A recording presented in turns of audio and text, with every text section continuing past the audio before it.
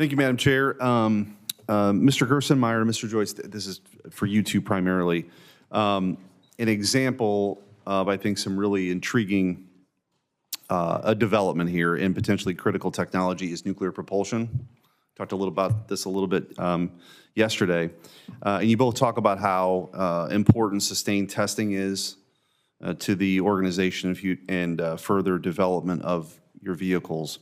Can you both talk about how just a one-day delay in the mission or the result of a delayed FAA license can set back missions for months, right? I mean, how does that work for you? And I think, I guess the second part of that, and I'll just ask it and let you guys go, as you look to potentially integrate nuclear propulsion into Starship or New Glenn or future vehicles, can you talk about how the delays in that, the launch or testing of these vehicles jeopardizes future integration of technologies like I mentioned, nuclear propulsion in getting us to Mars specifically?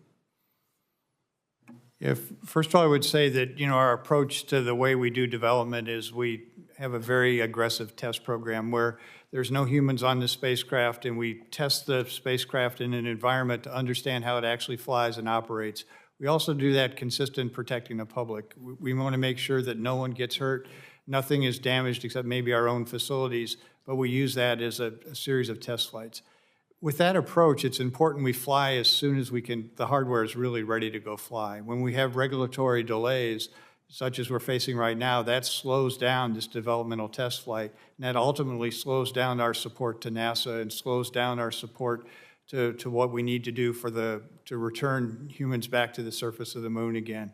So it's critically important that these delays may seem small in the big scheme of things, but a delay, continuous delay of each and every test flight just adds up, and eventually we'll lose our lead, and we will see China land on the moon before we do.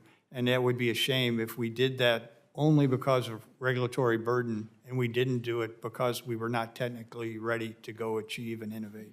So I think it's absolutely critical we get a regulatory framework that allows us to fly at the fastest flight rate that we can fly at, and fly still safely, protect the public and protect people on board. In terms of nuclear propulsion, I think that's a very interesting technology that's coming online. I think research from other agencies like NASA and other organizations are appropriate to go look at that. When that technology kind of gets developed by some of the other government agencies, then we on the private sector can pull that in and start using that in our operational vehicles. But I think our focus right now is trying to push the capability to bring this next generation of heavy lift launch vehicles in place, Starship, that can support multiple destinations to the moon and ultimately to Mars, and help us have this vision of moving human presence into the solar system. I guess what added that nuclear propulsion is a game changer for in-space operations. It's an incredibly attractive technology. It obviously needs careful consideration for safety considerations. We think it's important that you asked a question about delays in launch, and so for commercial endeavors where private investment is being brought to bear, significant private investment, delays in the process are very expensive.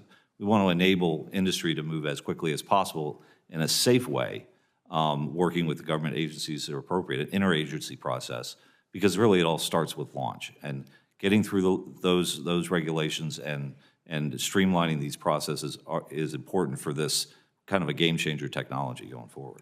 And as both of you know, just as a follow-up, we discussed yesterday, I serve on this committee and then also on the Armed Services Committee, and both your companies contract with DOD and support vital national security efforts. Can you talk a little bit about the balance between truly national security missions and truly commercial missions, and why it's important that one not limit the other? Well, at Blue Origin, and I think my colleague here will say the same thing, that a lot of the commercial activity enables the defense activity and vice versa. Private investment, significant private investment in commercial human spaceflight at Blue Origin is enabling technologies that are being applied to our DoD contracts. Specifically, the technologies that I work on New Shepard are being utilized on the New Glenn heavy launch vehicle. That is the launch vehicle that the Space Force is looking at, and we are excited to hopefully participate in that program going forward. These investments, these technologies, processes, and people provide a coupling between the two. and provide a more rapid delivery of capability to the Space Force in particular.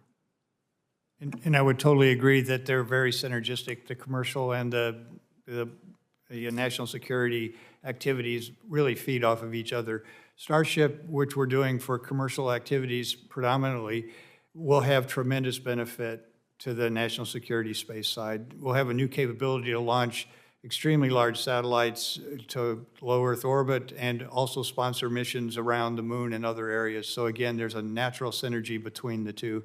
Even Starlink that we're using for commercial internet services has applications in the national security domain. So there's a very strong synergy between that. To be a leader in technology allows you to be a leader in the commercial activities, but also in national security activities. Thank you. Thank you, Madam Chair. Thank you. Senator Cruz is the ranking member of the full Commerce Subcommittee, and he's now recognized for his opening statements. Thanks so much, Senator Cruz.